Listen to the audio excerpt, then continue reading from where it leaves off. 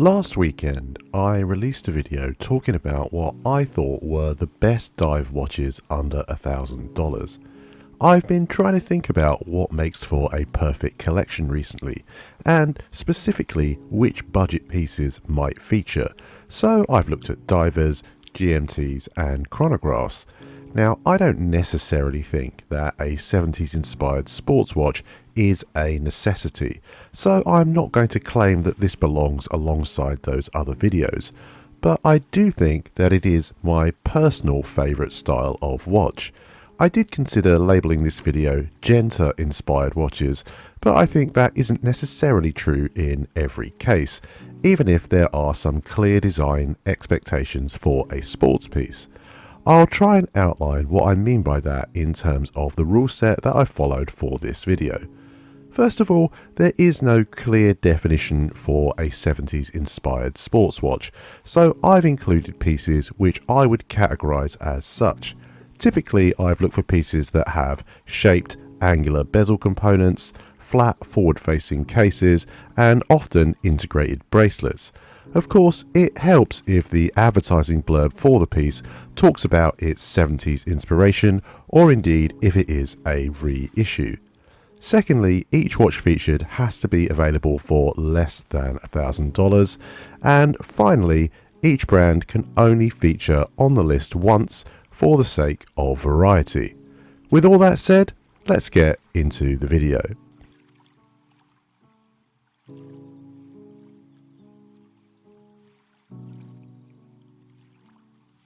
From this point on, I think I need to take a break from mentioning the Q range from Timex in these videos. I definitely think it belongs here, but I talk about it so often in these list videos, I think I'm beyond fanboy territory at this point. Outside of Far Eastern micro brands, there really aren't many cheaper alternatives in the 70s inspired sports watch space. Well, there are, but something I didn't mention at the start is that I want to focus on watches with metal bracelets, as I think they are a core component of the aesthetic. At any rate, you can't really go wrong with the M79.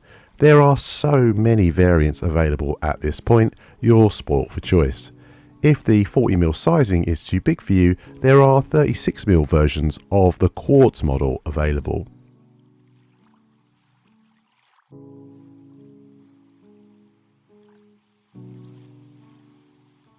The Super Seville is a model family that I feel can often get overlooked when it comes to 70s inspired sports pieces, because it feels like a bit of a hybrid at this point.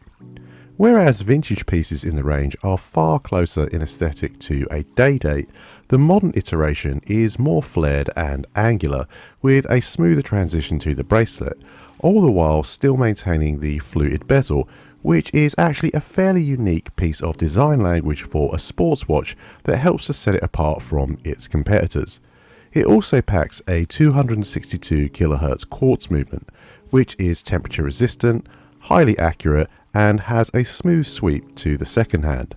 At just below 38mm in diameter and just over 10mm thick, it's beautifully sized too.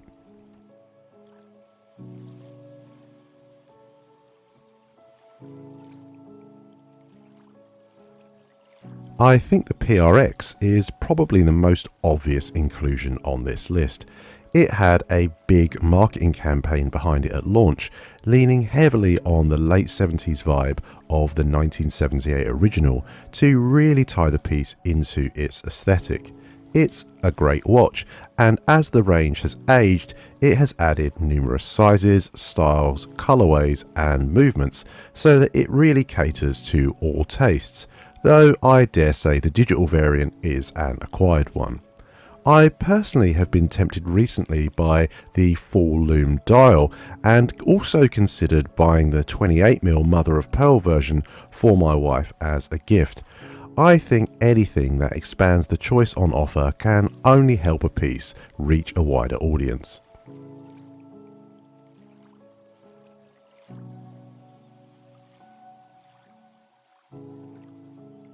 As I mentioned while discussing the Timex M79 earlier, I think a metal bracelet is a pretty important component when it comes to achieving the 70s sports watch look.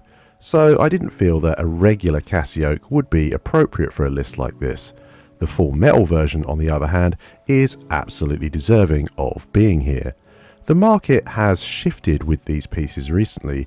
The launch of the cheaper part metal versions has reduced the demand, and as a result you can now pick these up for a lot less than their initial recommended retail price. Depending on what you want, the full metal versions might not be the best bet. These are the largest, heaviest watches in the octagonal range, but outside of the Mr. G versions, they're also the most expensive. So the good news is, if you want something smaller or lighter with a similar look, not only is it going to be available, it'll also be cheaper.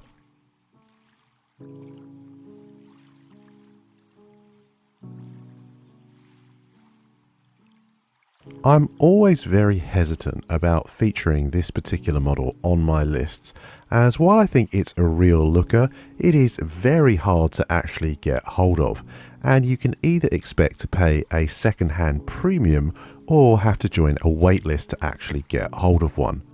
Part of the reason for that is, unlike a lot of watches of this ilk, which are clearly Genta inspired, this feels a lot more like the Cartier de Santos in terms of its look, without being a derivative homage.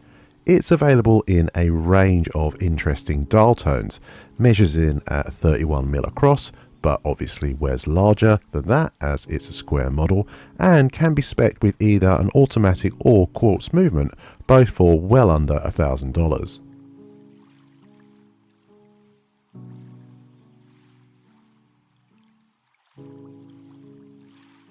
For the $800 asking price, you'll be looking at the standard version of the 37mm Manhattan in your choice of 4 colours, with or without a date complication. Outside of Tissot, you'll struggle to find a Swiss-made automatic watch with an integrated bracelet for less anywhere else, and I think this makes for an extremely handsome competitor for the PRX. The only thing is, not all Manhattans are made equally. You can now opt for a top-end, fully decorated, rhodium-plated version of the Sleater S2100 that beats inside with blued screws and has been regulated to plus or minus 4 seconds a day. That option though, alongside the 39mm 6.5mm thick ultra thin, are both beyond the stated budget of the video, but well worth considering if you can stretch to them.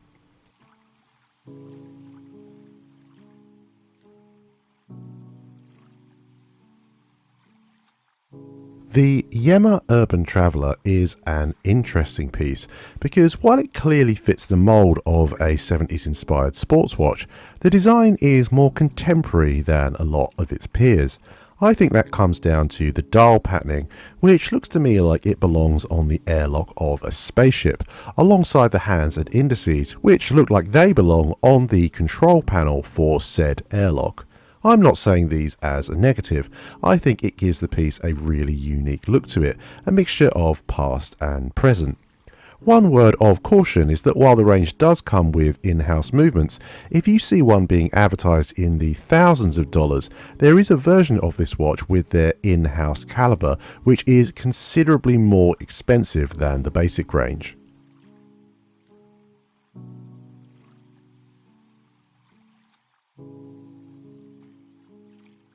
The Aikon isn't necessarily going to be to everyone's tastes, as I think its more polished bezel sections make it the blingiest piece featured on the list. It launched back in 2016, and as a result there are a lot of variations on this piece, with automatics, quartz models, and a long list of different sizes and complications. To find pieces below $1,000, shopping for sales on new old stock is definitely the way to go. One thing I would definitely avoid though is the plastic tied variants, as there is an absolutely huge markup going on there, and despite being available in a vibrant range of colours, they really don't offer good value for money.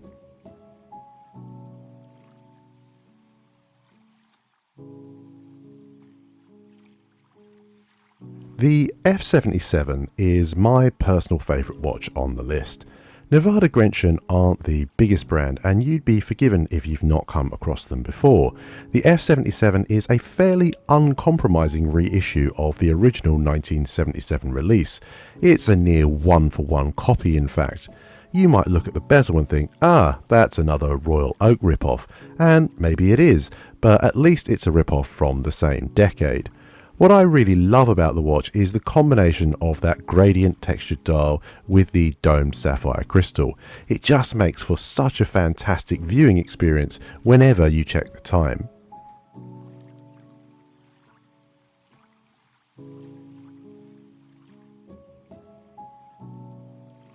I think the 12 is the best all-around watch on the list, because while I might personally slightly prefer the F77, that is not a piece without its flaws, whereas the 12 is far harder to find fault with.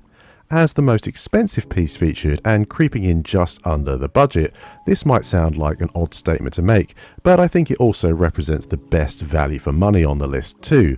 This is a challenging point to really convey through a video. I can only promise that having this watch in hand, the quality of the finishing, materials, dial, movement and build is very evident. Like the PRX, as the range ages, more and more variants have been released, with 36, 38 and 40mm versions now all available. So there we have it.